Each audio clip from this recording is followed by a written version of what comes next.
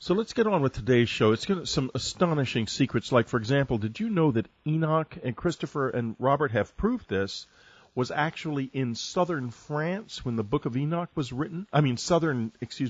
Ireland when the Book of Enoch was written? Wow, this is really something. Let me tell you what they've done is they've reconstructed the mystery, the secrets that the Templars found beneath the ruins of the temple in Jerusalem so many hundreds of years ago, those secrets that have been hidden by the Catholic Church just virtually forever, ever since. Now, Christopher and Robert, using their skill as scholars and research into Freemasonry, have actually reconstructed this. They're going to tell us what those secrets are. Well, get ready for it. I am pumped. UnknownCountry.com offers so much that's free. This program is always free. We have free daily news of the edge, unlike anything you'll ever see anywhere, plus a wonderful free newsletter. All you have to do to sign up is to give us your email address right on the site, and we will never give that email address to anybody else. All it will do is get you the newsletter. It will not get you 1 ounce of spam, believe you me. So sign up today, the UnknownCountry.com newsletter. Well, I am very excited to introduce to you once again Christopher Knight. He's been with us before. The Book of Hiram. Christopher and Robert Lomas have written a new book, Freemasonry, Venus, and the Secret Key to the Life of Jesus. Of course, who could forget the extraordinary books that they have given us before? Huge bestsellers all, The Hiram Key, The Second Messiah, Uriel's Machine, arguably some of the most important books ever written about Freemasonry and about the Masons. And there's an awful lot of stuff out there about the Masons that is essentially and profoundly nonsensical. I hate to say it. Now, there are those of us who love to believe that the Masons are a dangerous conspiratorial organization that's kind of behind all sorts of dreadful things happening in the world. But Christopher and Robert take a completely different view, and we're going to find out exactly what that is during the course of this interview. And I think you're going to be fascinated with find some real surprises about what Masonry really is and where it came from. Christopher comes to this from an odd direction. He's got his degree in advertising and marketing design. He's the chairman of a marketing and advertising company who has gone on a remarkable journey, Christopher. What a trip you guys have been on, searching through seeking for the hidden meaning of Freemasonry. We had no idea what we were getting ourselves into at all. It was innocent curiosity to start with, but the train just doesn't stop. It just keeps on going. Now, what was the moment that started it? That always fascinates me, because people on these amazing journeys that we talk to on Dreamland are often very much like you, who just suddenly started doing something that they never expected to do at all. Yeah, they take on a life of their own, really. In truth, it started right at the very beginning, because I joined Freemasonry because I wanted to know what they got up to behind these closed doors and blacked out windows. And after a year or two, I realized that they didn't really know, and I spent several years sort of reading what I could. And then in due course, I decided, when I met Robert, who was very much in the same boat, and we decided, let's really get down to this and see what we can find out. And we thought we'd spend a few months sort of digging around, and we might get back a few hundred years. And it's now 13, 14 years on, and we've gone back thousands of years, and there's no sign of it stopping. So, I mean, it's like stepping on an express train when you think you were just sauntering along. Now, you made a huge statement back there a few seconds ago saying that they themselves, the Masons, did not know what they were doing. Certainly, everyone I came across, at first they pretend they do. What's this all about? You'd ask, and they'd say, well, don't worry, young man, you'll find out in due course. And then you realize they haven't a clue, and that's just a way of saving face, if you like. And when you speak to more and more senior Freemasons around the world, eventually they have admitted, well, we don't know. There are some in London that pretend they know, but they will only pretend that they know to the year 1717, and then there's a solid wall comes up because they're not allowed to sort of think much before that date. Why that particular date? Because that was the time that the Grand Lodge of England was set up in London, which was a time of war with Jacobites in Scotland, and Freemasonry was entirely enmeshed with the Jacobite movement, and the family that had provided the kings of Scotland and then the kings of England, who were no longer wanted. So there was a state of war between England and Scotland, and to say you were a Freemason was tantamount to saying you were a traitor. You might as well say I'm Al-Qaeda. You try and forget your association. We don't know where we've come from. We've got nothing to do with those terrible terrorists called Jacobites. So there was a sort of instant amnesia. It was the only way of saving the organization because people were just running away from it because being associated with it was very bad news socially and probably could get you hung. So it was an intelligent bit of amnesia that happened in 1717 that's not entirely gone away. Well, not at all. On the contrary. Now, it started at that particular moment in the Masonic history. It was, as I believe you point out in the book, it started with Christopher Wren. Christopher Wren was, according to the records published by the Grand Lodge until 1914, was Grand Master before that date. But then they tidied up and realized they shouldn't be referring to anybody being Grand Master before that date because they're not supposed to know anything before that date. So there was a final bit of tidying up. But Christopher Wren himself was walking away from the organization because he didn't want bad publicity. He was a leading figure. And obviously he'd rebuilt London after the Great Fire of 1666. Right. And he didn't want to be associated with it. So there must have been quite a lot of people. It came down to just a small group of men that got together on Midsummer's Day in 1717 and said, look, we've got to sort this out. Either we're going to disappear or we're going to reinvent ourselves. And that's what they did. And the same week, they also reinvented the Modern Order of Druids, which came out of the same pub the same week in London. I didn't even know about the Modern Order of Druids. Do tell us what this is. I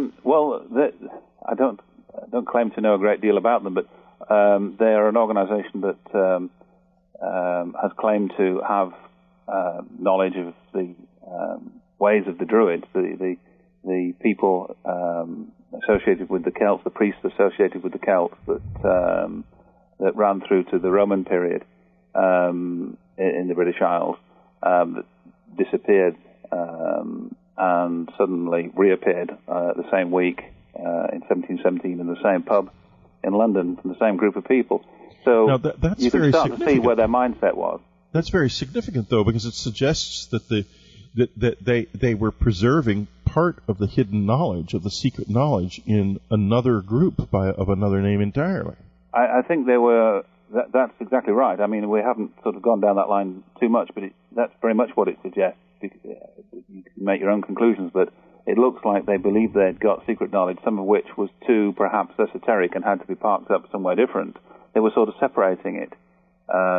It would seem. But they didn't explain themselves in writing, so we can't be sure. But that's certainly what it looks like. Now let's go back to the Scottish connection, which is, of course, of paramount importance.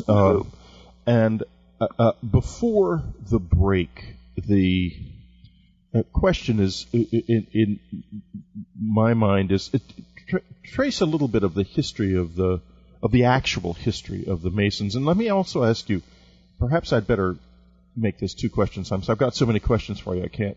They're all coming out at once. Does the Scottish Rite as it exists today still acknowledge its ancient past, or is it more like English Masonry? Well, it's very much like American Masonry, driving the Scottish Rite. It was sort of reborn over there and reintroduced back over here. There is little direct continuity in it other than that which is contained in the rituals, and they've been changed dramatically over the years. So we always try and seek out, Robert and myself always seek out the oldest rituals we can get our hands on. because people always seem to think they can improve things, but they really don't understand what they're playing with, and they tend to throw the baby out with the bathwater sometimes.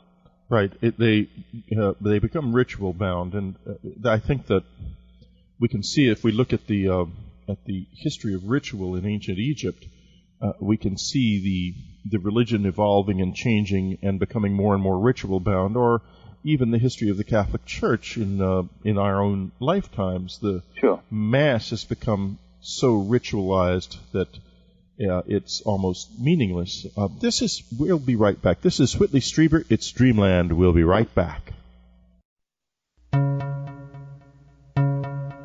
The veil between the worlds can fall. The undiscovered country can become your backyard. There is a much larger world behind your backs. It is this world to which man is blind. Man is soul blind and God blind. There is no supernatural. There is only the natural world, and you have access to all of it. Souls are part of nature. These are just a few of the things said to me at 3 o'clock in the morning of June the 6th, 1998, when I was awakened by the master of the key. Get the key. Bring it into your life today. The key, available only in this world from the unknowncountry.com store. Remember, subscribers get it for just $9.47, half the list price. Regular price, $14.95 discounted.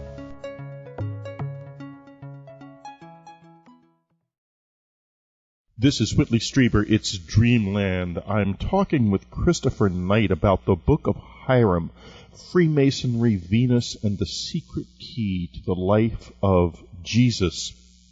And we're really just sort of probing around right now and beginning to explore where Masonry came from. And I want to ask you, you say frankly in the book that Masonry in modern times is dying.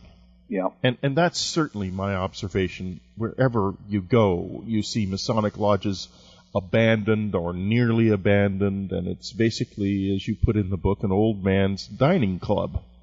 Yeah, I'm afraid so. They used to be the driving force of every community just a couple of generations ago, but life has changed. With the fast-moving age, and everyone has got plenty of things to do without joining an organization that doesn't tell you what it's about until you join. It's not the modern way. And unfortunately... And doesn't actually know what it's about either. Yes, that's true. What it does tell you about itself is very superficial. So it doesn't really understand itself. So, why should I join is the question that a lot of young men are asking themselves. Because the old idea that it gives you preferment in business or is going to be good for your career just isn't true. I don't know if it ever was, but I've never seen anything like that.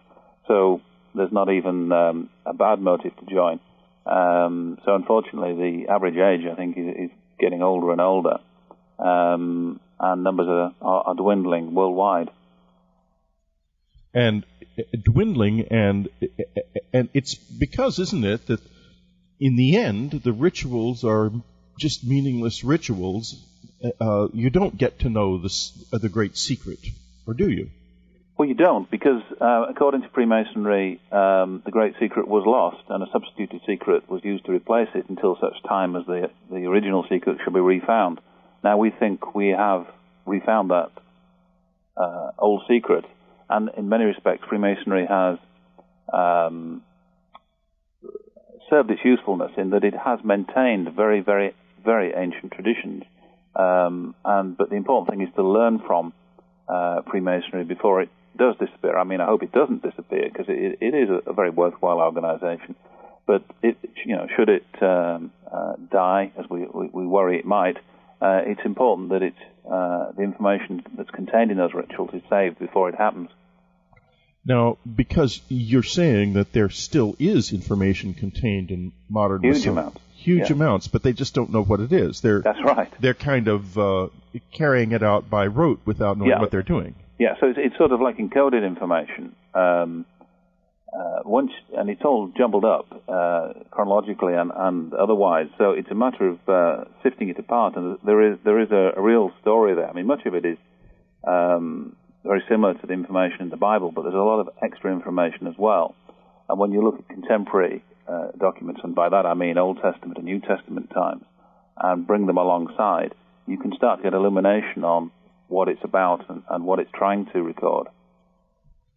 That's fascinating because, of course, it's actually trying to record something enormous and of tremendous importance to the understanding of ultimately what mankind even is.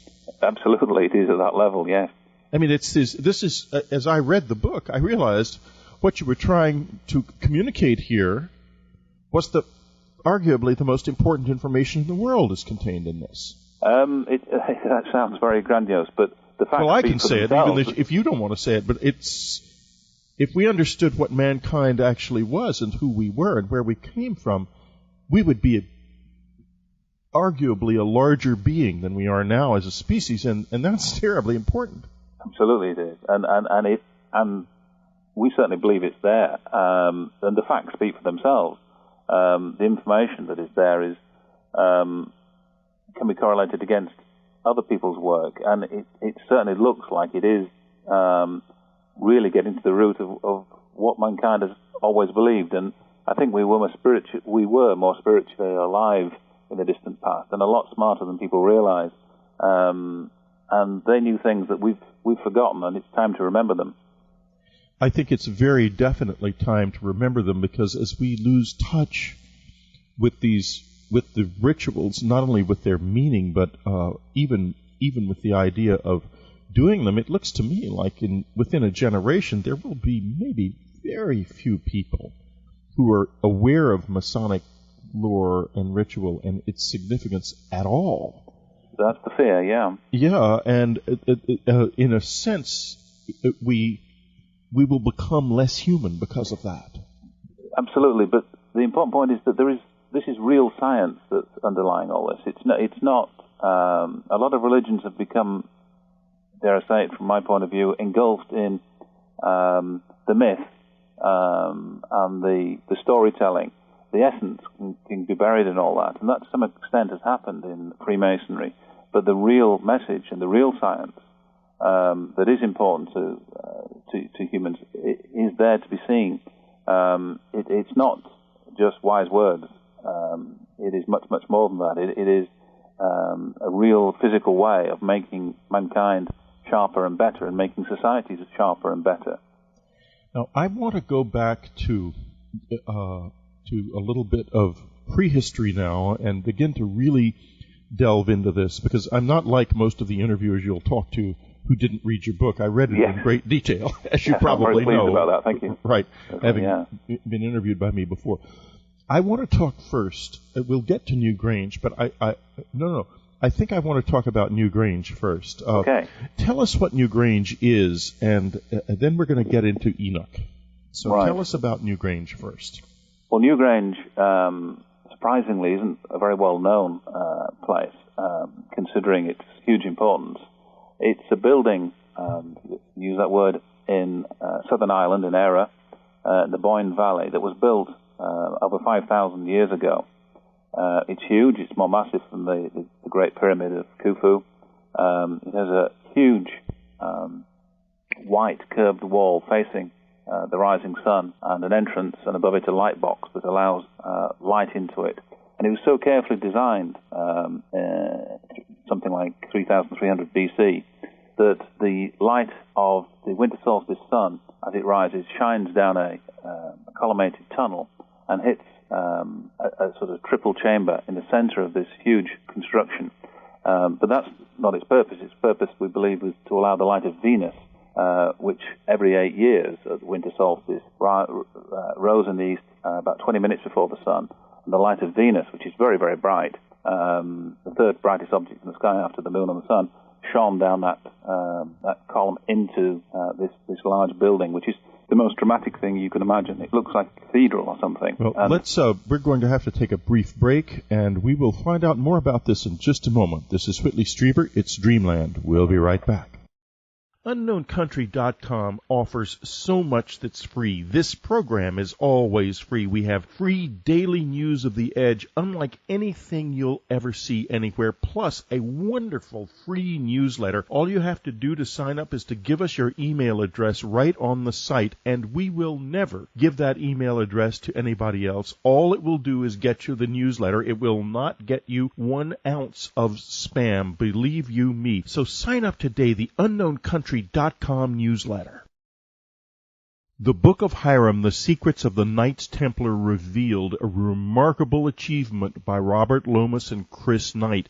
Extraordinary, and at an extraordinary price at the UnknownCountry.com store, just $18.95. A price like that cannot last forever. So go to the UnknownCountry.com store, get the Book of Hiram, a beautiful hardcover book listed at $27.50 for just $18.95. The Secrets of the Knights Templar. How can you go wrong? Check Amazon, see what their price is. You'll come back. The UnknownCountry.com store. This is Whitley Strieber. It's Dreamland. We're back talking to Christopher Knight about the Book of Hiram, Freemasonry, Venus, and the secret key to the life of Jesus, which we will explore thoroughly over the course of this interview. But we're getting to it in a kind of an interesting way.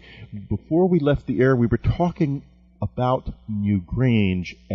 Christopher had just described this 5,000-year-old, enormous 5,000-year-old structure to us in Southern Ireland.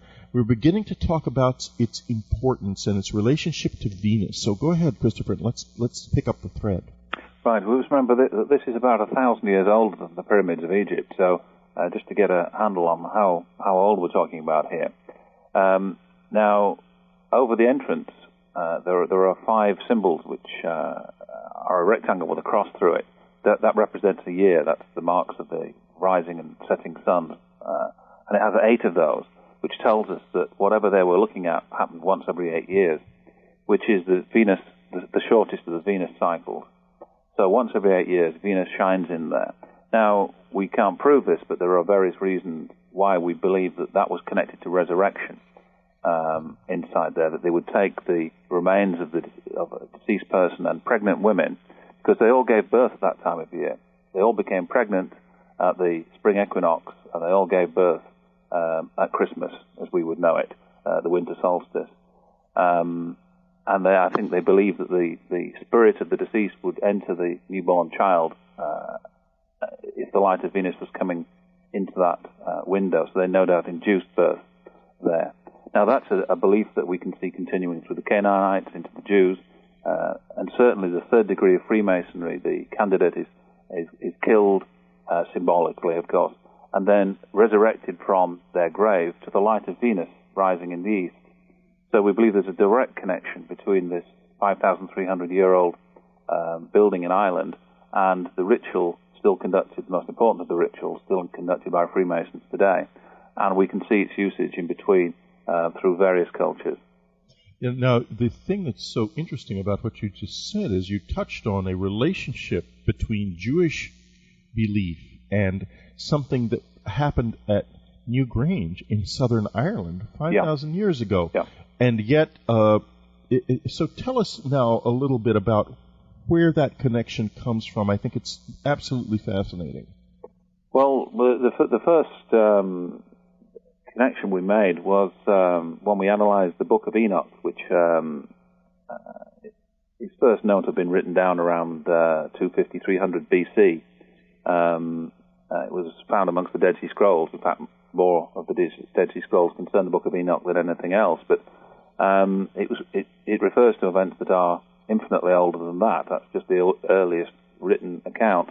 And in this, it tells how this character called Enoch, who existed before the flood, was taken on a journey northwards. And from the descriptions given of the differences between daylight and darkness, he gave the time of year, we can tell where the latitude where the person is. And the description given seems to describe exactly Newgrange as we see it now. We know he was describing something at the latitude of Newgrange in Ireland. and he describes it remarkably well, where he is instructed in the sciences by someone called Uriel. Now, the person called Enoch didn't understand anything that was happening to them. They just wrote down the event, but we can reconstruct it. And in fact, another scholar has done the similar reconstruction and come to the similar interpretation. But we can also see now how, because that might be a literal truth, or it might be a post-rationalized truth written down, symbolizing a movement. But there was certainly a connection between the British Isles and Western France and the islands in the Mediterranean and the Phoenicians, the Canaanites, the Jews. There is a continuity and a connection, because there are megalithic sites, ancient stone structures across Western Europe. They also exist in Israel. They don't exist very many other places apart from islands in the Mediterranean. So there is a continuity in the written record and in the archaeological record. And we can see in ancient Jewish texts references that are totally aligned to the rising of Venus and the alignment found in these megalithic structures in the British Isles. So, coming from various directions, we can build this connection quite strongly. Indeed, and it begins to suggest a very different world back in the distant past, not the world we're led to believe, where it was essentially isolated tribal units living very simple lives 5,000 years ago. On the contrary, you're looking at a very complex culture, and tell us a little bit about the culture that existed in the British Isles back in that time, because it was quite remarkable, and it seems to me, from what you're saying, that its influence reached north and drew material from the north and south into the Middle East, and drew, and in other words, it was quite it was a huge culture. Tell us a little bit about it. Well, the standard explanation of history is sort of like Chinese whispers. People made early deductions, maybe hundreds of years ago, and then they've been built on and built on and built on. And we've got a view of the past which is probably not exactly right. And when you analyze all of the available information, you can come out with a rather different picture. And when we finished writing this book, we were cutting against the grain a little bit. But just recently there's been a discovery in Germany of an artifact which has proven beyond doubt to all of archaeology that the people in Northern Europe were hundreds of years ahead of the people in the Middle East when it came to astronomy, which is what we've been saying all along. That is now accepted, and that's only happened in recent months. And we don't know where these people came from. We're not saying that, they were necessarily locals, but it appears that the British Isles and the western part of Europe was particularly good for astronomical observation, and they used all the waterways around the British Isles, being a relatively small place with lots of rivers and sea all around it. For traveling, traveling across land was very, very difficult. They hadn't invented the wheel, and the forests were everywhere, but boats could sail everywhere, and they were sailing huge chunks of masonry to wherever they needed them. Like Stonehenge was taken hundreds of miles before it was erected. So they were pretty smart, and they used, as we've pointed out, an international standard unit of measurement that's known as the megalithic yard, which is macroscopically accurate. It's a Swiss watchmaker to the degree of accuracy. So these people building these flintstone cavemen settlements and monuments were far from ignoramuses. They were building to a degree of accuracy that no modern architect would dream of. Now, why were the Grooved Ware people so obsessed with this accuracy? Well, that's I've been continuing to research that, and I have another book coming out later this year, which thankfully will come out simultaneously in the US and the UK. It is because it's been worthy of investigation, because there's a great collision, there's a great paradox, because all of the artifacts that we can find associated with the Grooveware people, and they call that because they put grooves into their pottery. Right. All the artifacts we can find are pretty basic, and yet their science and their measurement systems were extremely advanced. So it seems that this science and these measurements were not belonging to the people whose communities we're looking at. There must have been a higher, whether it's the priesthood or whatever, that a higher group, because there's just an inconsistency between the high science that we see. But we think these people were given instructions on how to make this measurement and how to use it, and told they must use it accurately and use it well, because it was a measurement from the gods. It's slightly smaller than a yard, but they were measuring it to an accuracy that you couldn't even see with the naked eye. Now, this is fascinating, and we're going to find out more about the motive for this accuracy in just a minute. This is Whitley Strieber. It's Dreamland. We'll be right back. The veil between the worlds can fall. The undiscovered country can become your backyard. There is a much larger world behind your backs. It is this world to which man is blind. Man is soul blind and God blind. There is no supernatural. There is only the natural world, and you have access to all of it. Souls are part of nature. These are just a few of the things said to me at 3 o'clock in the morning of June the 6th, 1998, when I was awakened by the Master of the Key. Get the key. Bring it into your life today. The key, available only in this world from the unknowncountry.com store. Remember, subscribers get it for just $9.47, half the list price. Regular price, $14.95 discounted. The Book of Hiram, The Secrets of the Knights Templar Revealed, a remarkable achievement by Robert Lomas and Chris Knight. Extraordinary, and at an extraordinary price at the unknowncountry.com store, just $18.95. A price like that cannot last forever. So go to the unknowncountry.com store, get the Book of Hiram, a beautiful hardcover book listed at $27.50 for just $18.95. The Secrets of the Knights Templar. How can you go wrong? Check Amazon, see what their price is. You'll come back. The unknowncountry.com store. Hey, Strieber, it's Dreamland. We're back. We're talking with Christopher Knight, the Book of Hiram, Freemasonry, Venus, and the Secret Key to the Life of Jesus, his book written with Robert Lomas. Christopher and Robert have a website. There is more than one website actually involved, but I'm going to give you the one with you can get everywhere from here. It's knight-lomas.com. That's KNIGHT-Lomas.com. And we'll be talking a little bit more later about the Book of Hiram, and you'll find out just exactly what they have done.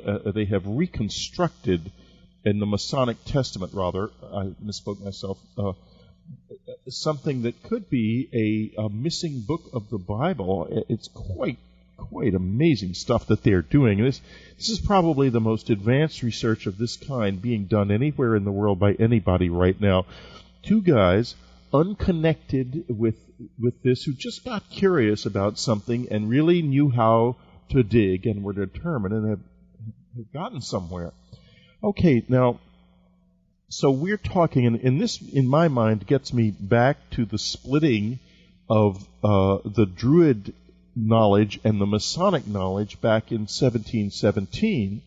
I believe that was when it was. And that's right. Yeah. And I almost am tempted to think that some of the knowledge that the really ancient knowledge of this priesthood that you were talking about that demanded such extraordinary accuracy of measurement and was capable of achieving it, maybe is still as much hidden among the Druids as it is among the Masons. And keep getting back to this because I'm thinking that maybe a direction that you guys should go in. Maybe you should become Druids now and see what you can find there. Yeah, that would be a logical connection. But the vein that I'm researching currently is so rich that I've got to keep digging the way I'm going. But the problem with all this is once you open it up, it's so rich. I mean, it's been ignored for hundreds and perhaps thousands of years. So there's just so much to go at. You know, I won't belabor the Druid thing, but I do recall a fellow called Isaac Bonowitz who found, he believed that he had discovered a living, still, intact, and completely unbroken line of Druids in I believe in Lithuania. So if you ever go in that direction, Lithuania might be a place to look to find some rich Druid lore that would be maybe completely untainted by the troubles that plagued this whole strain of material back in the early 18th century. Now let's go on, if we may. Let's talk a little bit about the Temple of Solomon, and because I want to get into the life of Christ and how it relates to this in such an extraordinary way. But I think we need to begin with the Temple of Solomon. What was it really, and what was its purpose? Well, the Temple of Solomon obviously has become an icon in Freemasonry, and is obviously very important in Judaism and therefore Christianity. There is no evidence of archaeologically of anything of the age of King Solomon, 3,000 years, but it's fairly certain that that site, that location, has been a holy place for a great deal longer than that.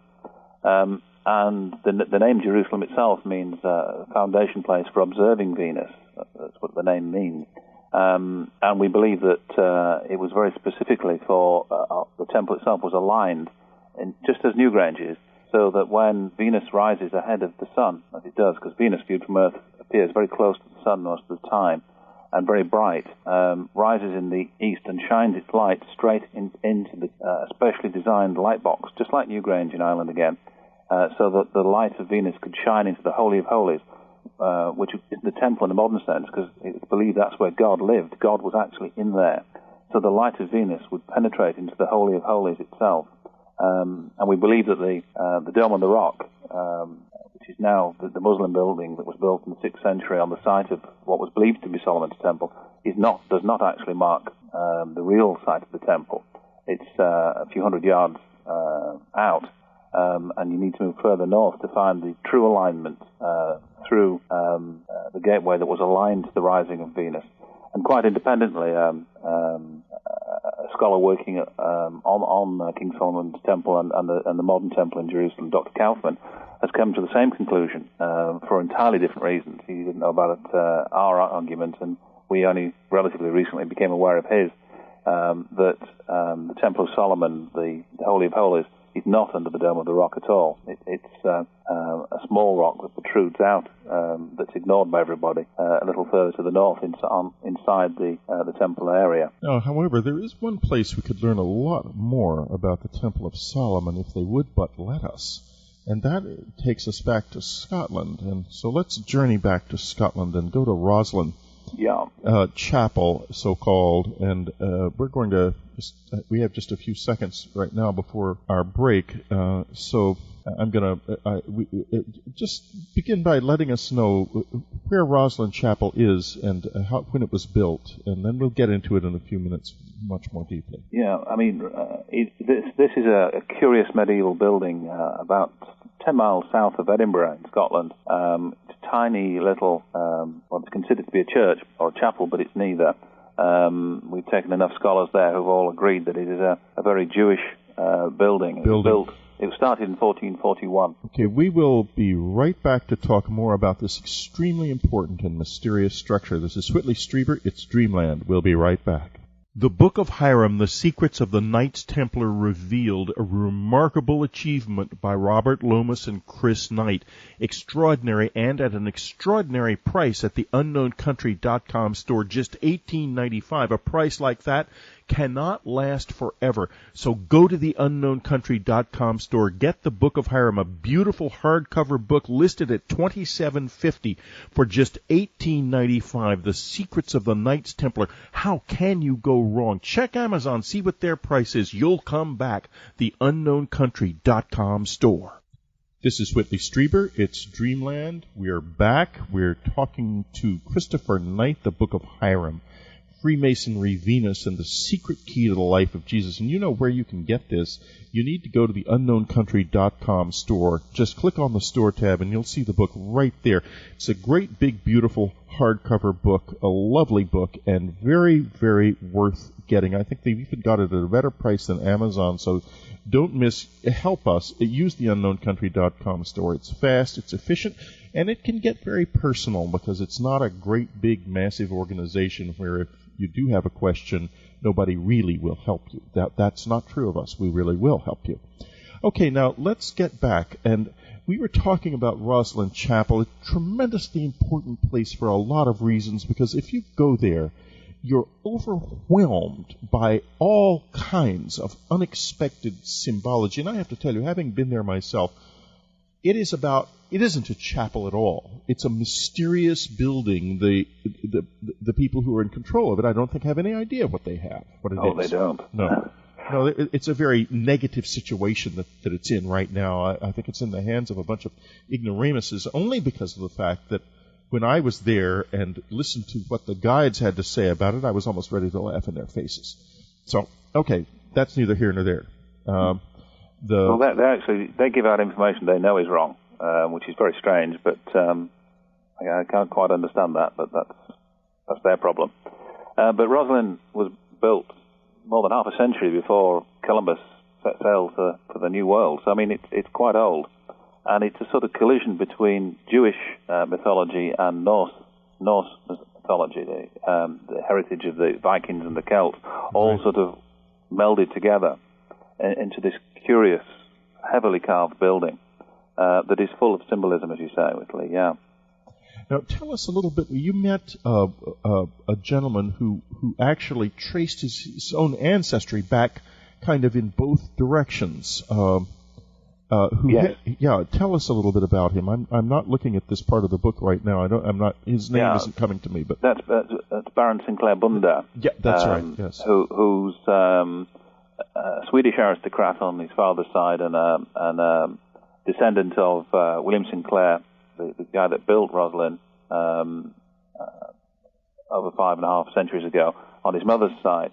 So from his father's side, his lineage goes back to Thor, which is quite impressive. Yeah, that's impressive. And on his mother's side, right back down the Jewish line to contemporaries of Jesus, at least. So he's a well-born guy, and he lives in the most splendid castle in Scotland, a little way away from Rosslyn. But he's got a very interesting family tree. So, and tell us what you found from him. Well, he was more interested in learning from us, in actual fact. Really? Because he'd got bits of the puzzle, and he was quite prepared to believe what we were saying about Rosslyn, that it was not a church. It was only turned into a church by Queen Victoria when they put stained glass windows in and built a baptistry in it, and nearly wrecked the building in doing so, because it was never intended to have those things in it. But we keep on making discoveries about this building. It really is the most amazing artifact, well worth a visit if anyone's in Scotland. It is quite remarkable. And the first Freemasons in Britain were the Sinclair family in Scotland. They were the Grand Master Masons of Freemasonry, descendants of William Sinclair. And the descriptions of King Solomon's Temple that are in Freemasonry, in the rituals of Freemasonry, describe in detail the secret structures of Rosslyn and the secret chambers underneath, and the way that there is an underground passage connecting from Rosslyn to the castle, Rosslyn Castle, which is nearby. Every part of this description fits the description which in Freemasonry is said to be belonging to the temple in Jerusalem and King David's palace in the city of David, which is Jerusalem, of course. So it is a sort of carbon copy of the description of Jerusalem found in Masonic ritual. Now, tell us, who is it who is in control of the place now? The Rosslyn is privately owned by cadet family member that branched off from the Sinclairs when the English took control. The original owners were sort of sidelined, and the person who now is the owner is a senior police officer who lives near London and apparently doesn't go to Rosslyn very often. He's the Lord of Rosslyn, but an operative police officer. And I believe he doesn't want a lot of contact with Rosslyn. He doesn't like a lot of contact, other people having contact with it. Although he has developed it a lot for tourists and taken grants to develop it and so forth. I would be dishonest if I didn't say I would prefer it to be held in public hands rather than in private hands. Oh, it certainly belongs in public hands. It's not only a national treasure, but an international treasure of the very highest order. And it seems to be in the hands of somebody who would rather its secrets remain secret. I don't know. I'm from Texas, and in reading your book, it seems we call people like that cussed. I won't put words in your mouth. I won't disagree with you. But I certainly had a very, very negative impression of this gentleman. Anyone who impedes the progress of human knowledge, especially the potential... tell us a little bit about what might be hidden beneath Rosslyn Chapel. Well, there are many reasons to believe that the documents and treasures that were buried beneath King Solomon's temple, or the Jerusalem temple, I should say, because it was Herod's temple at that time, just before 70 AD. In 70 AD, the Jews went to war against the Romans, and the Romans destroyed them over a number of years, finally destroying Jerusalem and razing the temple.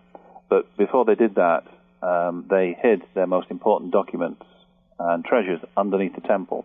And that's recorded in the Copper Scroll, which was found amongst the Dead Sea Scrolls in the cave on the banks of the Dead Sea in 1947. And this Copper Scroll, which was opened after these thousands of years, explains that these important documents were put there. The really important ones were placed under the Jerusalem temple.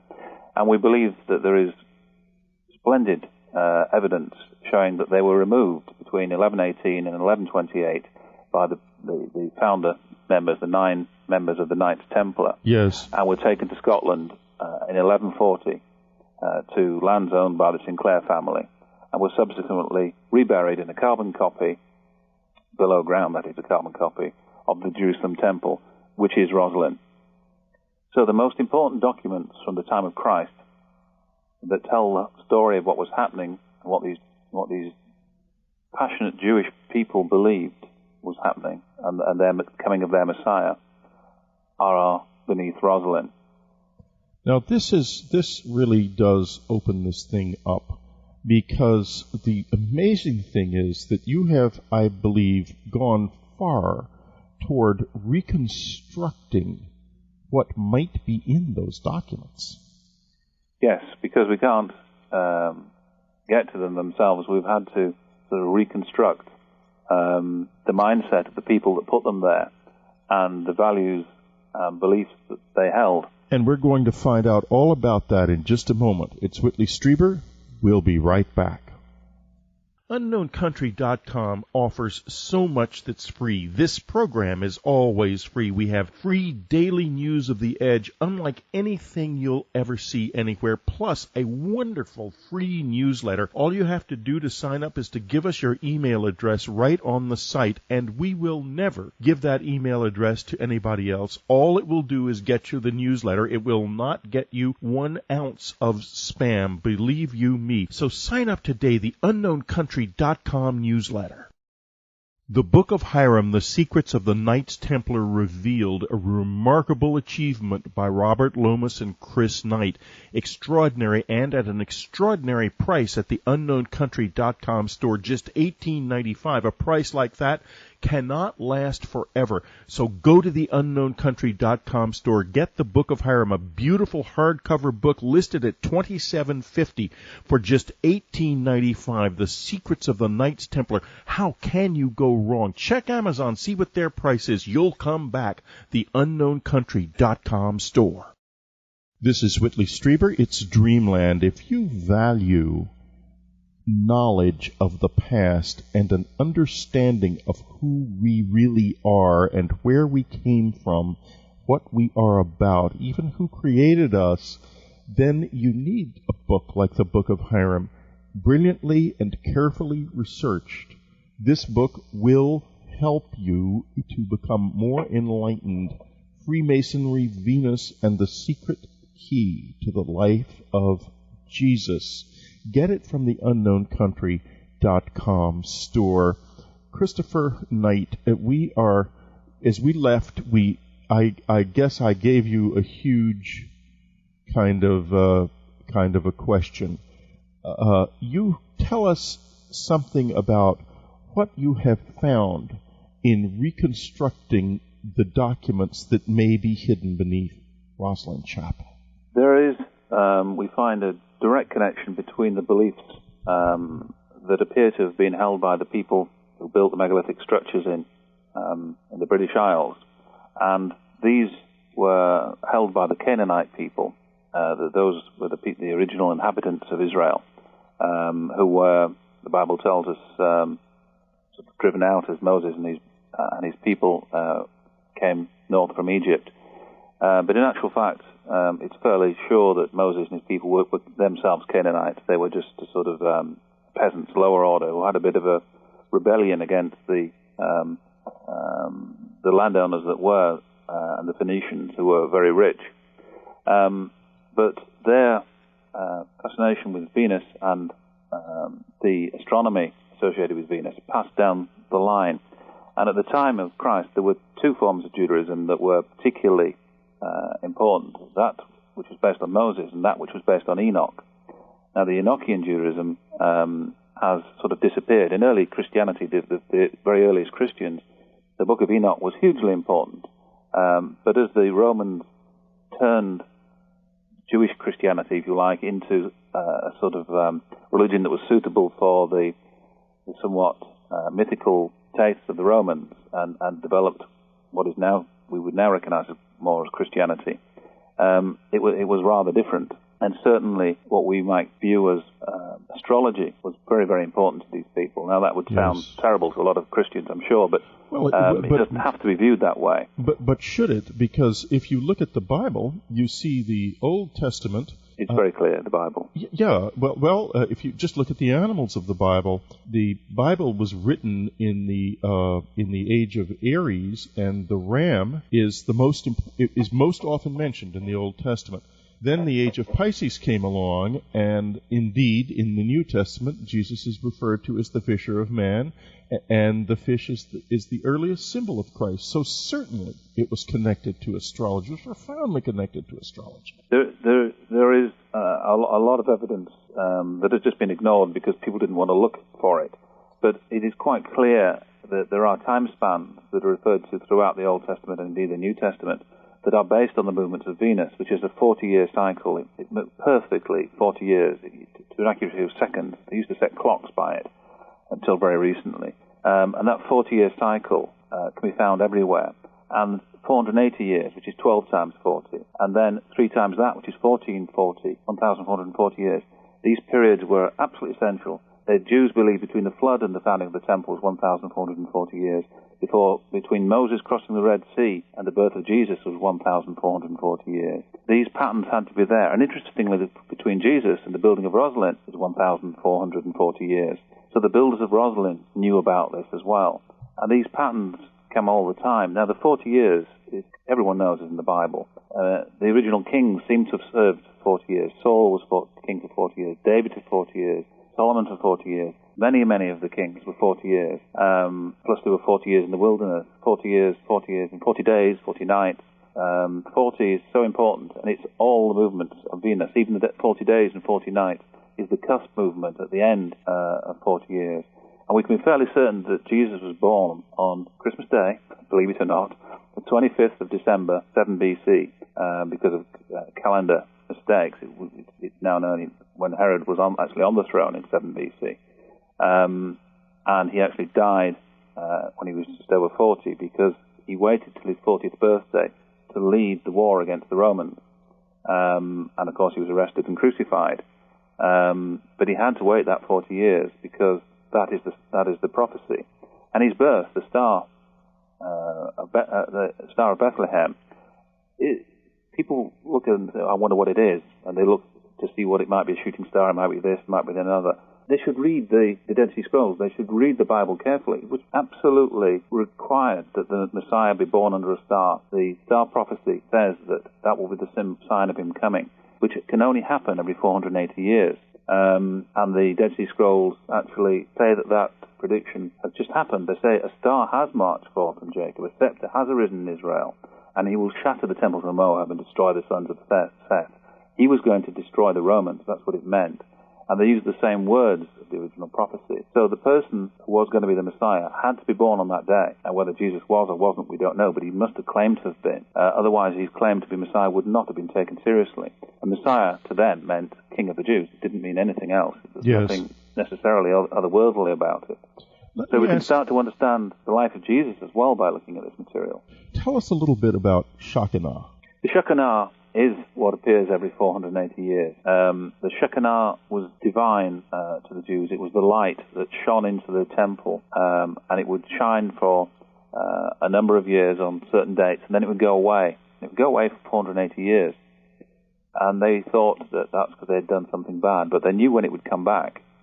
But what it actually was Venus in conjunction with Mercury at the birth of Christ. So both nearly close to 100% magnitude. So, you know, don't you, that the recent American attack on Iraq was codenamed Shock and Awe. Oh, right, yes. And for a reason, and you just stated it. Quite interesting. This is Whitley Strieber's Dreamland on the IBC Radio Network. We'll be right back. For those of you listening on the internet, let's listen to a little bit of Sarah Beth Heeran's wonderful, wonderful music available from the unknowncountry.com store exclusively.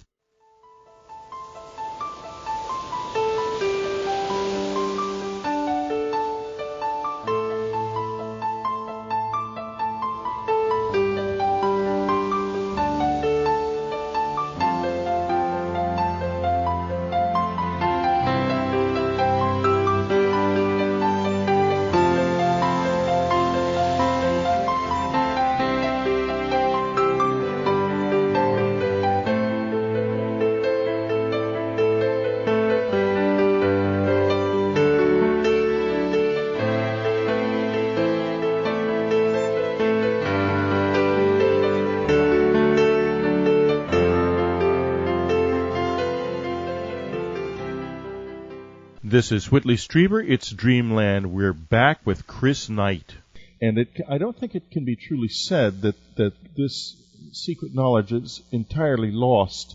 There are people within the structure of, for example, the Pentagon who know it and who chose their code word, in this case, very carefully. But let's go on. That's very interesting. Yeah. It's interesting, isn't it?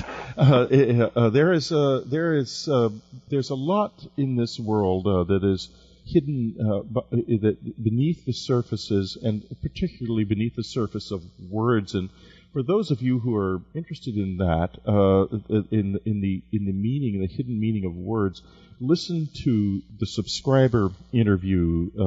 Jordan Maxwell today is available. It's just fascinating stuff, and it's not exactly about what we're talking about now, but it certainly resonates with it. Now, okay, we're coming, if you can believe it, to the end of our time together. I'm so disappointed. Oh, yeah. I could interview you, Christopher, for hours and hours, but we have run out of time, and it crept up on me, and I'm very sorry. The Book of Hiram, Freemasonry, Venus, and the Secret Key to the Life of Jesus. You want to know something real about who we are and where we came from. Get the Book of Hiram, Christopher Knight and Robert Lomas.